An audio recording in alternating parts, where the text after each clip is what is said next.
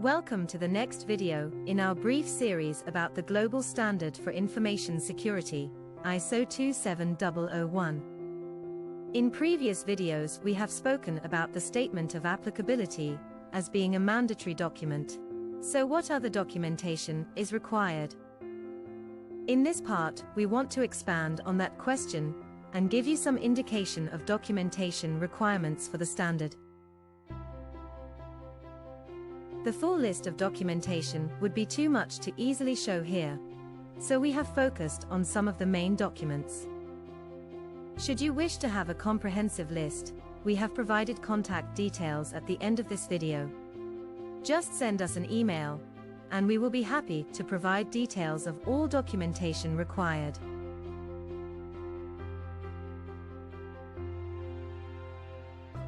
There are many documents required for ISO, too many to list them all here.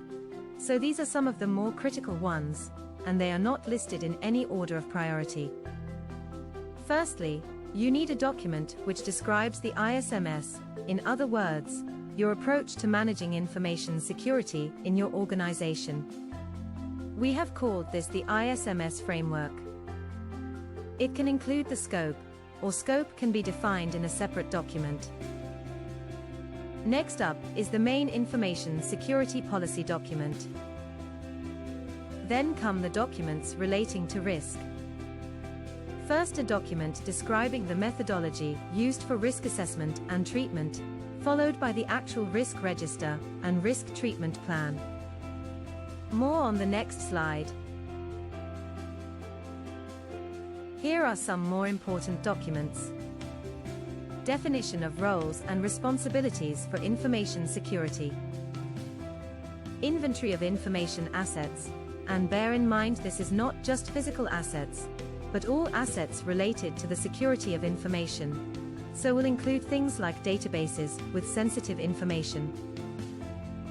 Then a couple more policies defining the acceptable use of those assets, and an access control policy specifying who may have access to sensitive information and how that access is controlled.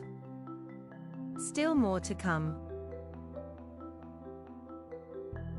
And a few more worth mentioning. Procedures for incident management and business continuity. An internal audit plan. It is also a good idea to have a policy for the classification of data. Why?